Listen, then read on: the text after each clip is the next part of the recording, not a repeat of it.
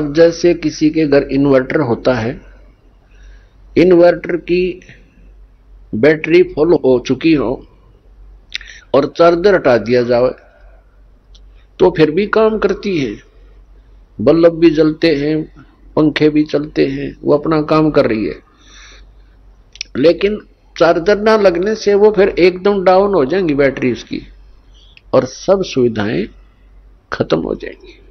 तो ऐसे पूर्व जन्म की जिनकी बैटरी चार्ज है, आज कोई प्रधानमंत्री बन गया, कोई राष्ट्रपति, कोई अन्य पोस्ट प्राप्त है या कोई अन्य फैक्ट्री मालिक है, तो वो पिछली बैटरी चार्ज है, इन्वर्टर काम कर रहा है, लेकिन उन्हें चार्जर नहीं लगा रखा, फिर वो एकदम फ्यूज होंगे तो एकदम उनके जो सब सुविधाएं बंद हो जाएंगी। जैसे आप देखते हो,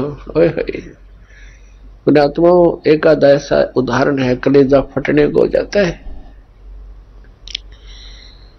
अब हम क्या चाहते हैं, मंत्री बने, प्रधानमंत्री बन जा, सुखी हो जाएंगे।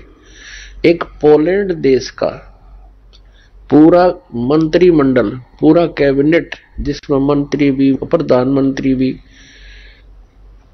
और एमपी भी, देखो उनकी साथ बोल दी, एक का विमान में बैठकर किसी का शोक व्यक्त करना चाहते मुंह काढ़े, और वो विमान दुर्घटनाग्रस्त हो गया। कहते 95 सदस्य थे उसके अंदर, जहाज के अंदर 95 के 95 मर गए। और उनकी कितनी आशाएं थी, कितनी उच्च पोस्ट थी उनके पास, और क्या लेकर गए इस गंदे संसार से। तो पुण्यात्माओं, इन बातों को आधार बनाना पड़ेगा अपने। तो उनकी बैटरी वह खत्म हो चुकी थी, वह जब डिस्चार्ज हुई सारी सुविधाएं खत्म और मिट्टी में, ये भूत बने आंडेंगे वहां पर। एक दिन एक व्यक्ति बता रहा था वैसे भी, और एक दिन समाचार पत्र में पढ़ा था हमने, 5-6 वर्ष पहले की बात है। एक बहुत बड़ा राजनेता था, उसके साथ 1-2 घर का सदस्य था, 4-5 उसके चेले चपटे। वो उसका हेलीकॉप्टर जो है एक्सीडेंट हो गया, मर गए सारे। अब वो उस गांव में जहां हेलीकॉप्टर गिरा था, भूत बनकर वहां धक्के खा रहे हैं और गांव वालों को दुखी कर रहे हैं। वो कहते हैं हमारा यहाँ प्लेटफार्म बनाओ, कोठी बनाओ, हमारी यहाँ रहा करेंगे। कोई ये भूत बात सेवड़ा सेवड़ा बुलाया, उन्होंने पूछा था सीकरी, तब उन्होंने उसको बताया कि हमारा यहाँ वो बनाओ कोठी, हम रहा करेंगे। उनकी फिर वो एक चबूतरा सा बना के वो 4-4 ईंट ला के सारे की नरी कोठी बना रखी इतने, अब वहां कोठी बनाए बैठे हुए। तो परमात्मा कहते जो काम नहीं करा, जो करना था इस मनुष्य जीवन से वो किया नहीं, बकवादों में यह मूल धन नष्ट कर दिया। वह बैटरी होगी, डिस्चार्ज चार्जर था नहीं, एकदम सब सुविधाएं कहाँ गई, वह प्रभुता कहाँ गए, वो धन स्टार्ट लो हेलीकॉप्टर ने, वो ले डूबा उसको। तो यहाँ परमात्मा हमें याद दिलाते हैं कि सुखदेव ने 84 भुगती, बना पजावे खरवो, तेरी क्या बुनियाद पुरानी, तू पेंडा पंथ पकड़वो। अब सुखदेव ऋषि की बैटरी चार्ज थी पिछले जन्म की, और उस बैटरी चार्ज से वो पहुंच जाता था वहां स्वर्ग के अंदर, ऊपर के लोकों में। तो वहां के जो कॉमन स्वर्ग है, ये स्वर्ग क्या है, ये रेस्टोरेंट है। एक तो प्राइवेट रेस्टोरेंट होते हैं, उनमें तो कोई डट जाकर पैसे वाला। एक सरकारी होते हैं, उनमें सरकारी अधिकारी ही रुक सकते हैं। ये पहुंच गया एक दिन, ये जाता था कॉमन स्वर्ग, इंद्र वाले स्वर्ग में। फिर ये पहुंच गया भगवान विष्णु जी के लोक में। प्रत्येक इन भगवानों के लोकों में इसी तरह रेस्टोरेंट बने हुए हैं, और ये भी अपना काम ऐसे ही चला रहे हैं। उनका ये टैक्स लगाते हैं जो यहाँ से पुण्यकर्मी प्राणी जाते हैं, जैसे एक होटल वाला चार्ज रख देता है, उसका महीने का या जैसा भी घंटों का हिसाब से वो खर्चा लेता है। सुखदेव ऋषि जब पहुंचे स्वर्ग में, वहां के होटल में, विष्णु जी वाले बड़े होटल में, तो वहां एक रूल बना रखा है उन्होंने कि जिसने गुरु धारण कर रखा हो वही व्यक्ति यहां आ सकता है, इसमें सटे पा सकता है। अब सुखदेव ऋषि का कोई गुरु नहीं था, बैटरी चार्ज पिछले जन्म के पुण्य कर्मों के कारण वो आकाश में फिर रहा था। तो वहां के जो पहरेदार थे,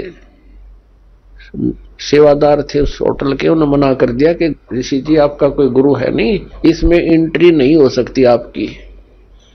वो अड़ गया उनके साथ कि तुम पहले व्यक्ति देखियो हमने, मैं तो ऐसे जाता हूं, वहां भी जाता था, इंद्र के लोक में जाता। उन्होंने कहा जी वहां जाते होगे पर यहां नहीं जा सकते आप, ये भगवान विष्णु का आदेश है। उसने कहा कि मेरे को विष्णु जी से मिलाओ। वो तांडी पाक रहा था, हल्दी की गांठ से पंसारी बन गया। अब उन पहरेदारों ने जाके बता दिया कि भगवान ऐसे ऐसे एक सुखदेव नाम के ऋषि हैं, उनका कोई गुरु है नहीं और उन्हें हट कर रखा है अंदर प्रवेश करने की, आपका क्या आदेश है।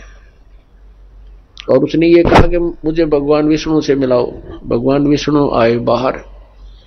अब ऋषि ने तो ये सोचा था सुखदेव जी ने कि मुझे देखकर जैसे इंद्र दौड़ा आता था ऐसे सीने से लगाएगा कि वाह बड़ी भक्ति कर रखे, यहां पहुंच गए। लेकिन मर्यादा बहुत बड़ी चीज होती है भक्ति मार्ग में।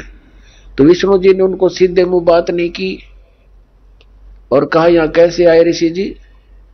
पुण्यात्माओं, जो व्यक्ति किसी के पास कोई उद्देश्य लेकर जाता है और वो ये सोचकर जाए कि मुझे बहुत सत्कार मिलेगा और जाते उसको सीधे मुंह बात ना की जाए तो वो समझ जाता है कि बात बिगड़ गई। आधी तो उसकी भांग वहीं उतर गई जब भगवान ने नो पूछा तू यहां किस लिए आया। तो उसने कहा जी मैं उस दिन यहां व्यतीत करना चाहता हूं आपके रेस्टोरेंट में, इस स्वर्ग में। तो विष्णु जी को पता तो था ही, फिर उन पार्षदों से पूछा सेवादारों भाई तुमने क्यों नहीं एंट्री होने दी ऋषि जी की। तो सेवादारों ने बताया जिनका गुरु नहीं है। तो भगवान ने कहा सुखदेव आप जा सकते हैं, बगैर गुरु वाले व्यक्ति को हम इसमें प्रवेश नहीं होने देते, आप जाइए। अब ऋषि जी ने कहा कि भगवान इस पृथ्वी के ऊपर मेरे समान कोई ऐसा है नहीं, मेरे जैसा कोई सिद्धि युक्त, मैं किसको गुरु बनाऊं। तो भगवान श्री विष्णु जी ने कहा कि सुखदेव ये भी तेरी भूल है, ये तेरा अभिमान बोल रहा है, तेरा अज्ञान बोल रहा है। आप जाइए राजा जनक से उपदेश लीजिए। राजा जनक कौन? जो सीता जी के पिता थे। कई कहते हैं कि गुरु जो है ब्रह्मचारी होना चाहिए, तो वो भी उनकी भूल है उन व्यक्तियों की। अपने आत्माओं परमात्मा के विधान से अपरिचित व्यक्ति इस तरह की अटकलबाजी करता रहता है। तो इन सब प्रमाणों से हमें सिद्ध होगा कि गुरु कैसा होना चाहिए, शिष्य के क्या लक्षण होने चाहिए, कैसे उसमें गुण होने चाहिए और गुरु जी के अंदर कैसे लक्षण होने चाहिए।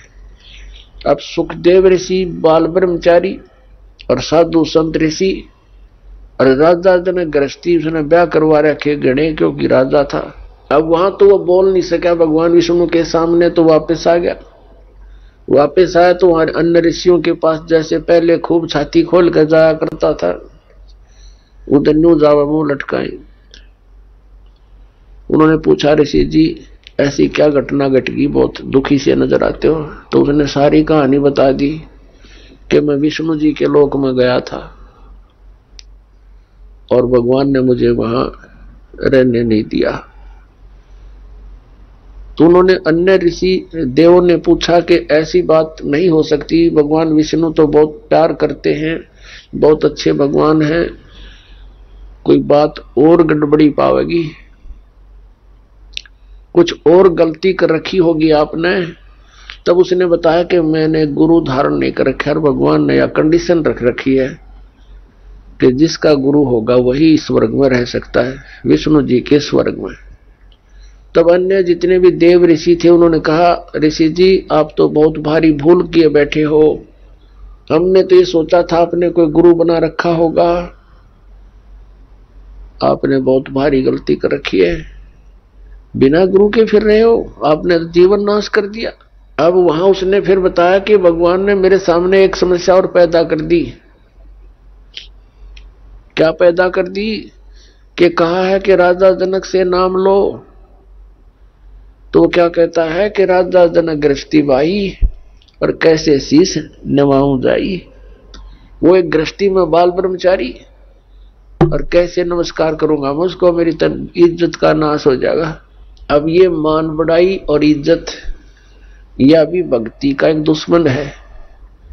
परमात्मा कहते हैं राज तजना सहज है और सहज त्रिया का ने, मान बढ़ाई ईर्षा ये दुर्लभ तजना ये, अरे इनके तजे बिना भगवान नहीं मिला, चाहे कितनी बकवाद कर ले।